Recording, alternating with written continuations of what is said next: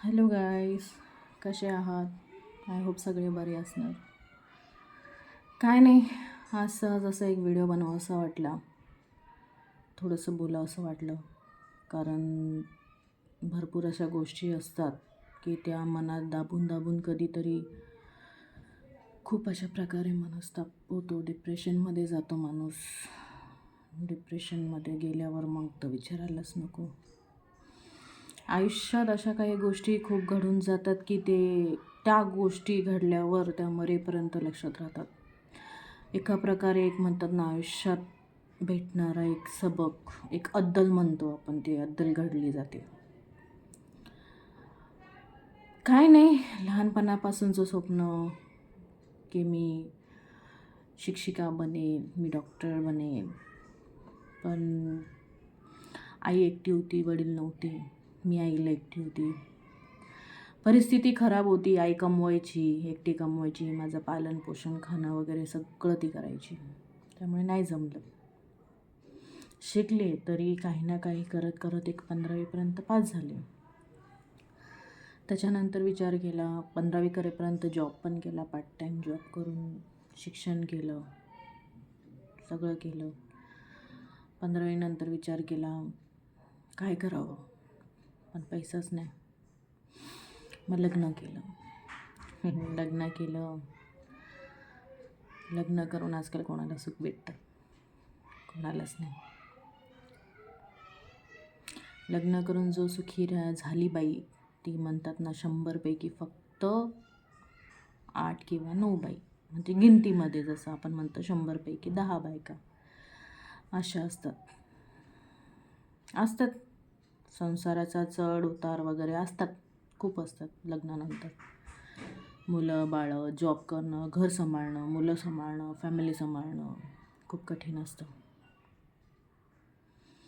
बाईचं आयुष्यच म्हणतात ना, खूप कठीण आहे. खूप कधी कधी असं वाटतं की देवाला आपण बोलतो, बाबा देवाला मी तर बोलते, देवा का मला बाईचा जन्म दिला? निदान मला एक माणसाचा जन्म दिला असं चाललं असतं. बाईपेक्षा माणसाला खूप आरामदायक जीवन असतं. जन्माला आलं की आईची सेवा करतात, आई सेवा करते. लग्नापर्यंत तरी आई सेवा करते, कारण ती आईची माया वेगळीच असते. आणि लग्नानंतर मग बायको सेवा करते. आयुष्य सेवेमध्येच जातं. मानतो आपण की माणसं कमवतात, कष्ट करतात, फॅमिलीसाठी करतात, आधी आईवडिलांसाठी करतात, नंतर बायको मुलांसाठी करतात. पण त्याच्या दुपटी टिपटीने तर बाई सेवा करते, काम करते, घरदार सांभाळते, सगळं करते. वैताग येतो बाईच्या लाईफला. नकोस वाटतं बाईची लाईफ. असं वाटतं माणसाची लाईफ परवडली. नाही तर कधी कधी असं लहान मुलांकडे आपण बघतो खेळताना, तर असं वाटतं अरे काय लाईफ आहे लहान मुलांची. आपली लाईफ पण चांगली होती असं वाटतं कधी कधी. ते दिवस आले तर बरंच. वैतागून जातं माणूस कधी कधी. असं वाटतं नको हे जीवन, नको हे लाईफ. खरंच बरं नाही वाटत. कधी कधी खूप विचार येतो, जीव द्यायचा आहे ते. मग नंतर दुसराही विचार येतो, पोरांचं काय होईल? आपले पोरं रस्त्यावर येतील. पैदा करताना सगळे बोलतात, अरे तुम्ही पैदा करा, आम्ही सांभाळतो, अरे तुम्ही पैदा करा. आणि पैदा केल्यानंतर कोणीच बोलत नाही की आम्ही सांभाळतो म्हणून.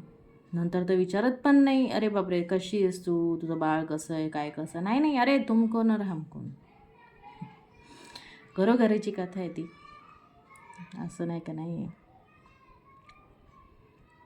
बाईची लाईफ म्हटलं की नकोच वाटतं. काय नाही, थोडंसं मनात आलं म्हणून म्हटलं तुमच्याशी शेअर करावं, तुमच्याशी थोडं बोलावं. माझ्या व्हिडिओला थोडं निगेटिव्हिटी घेऊ नका. काही चुकलं असेल माफ करा, माझ्याकडून काही चूक झाली असेल माफ करा.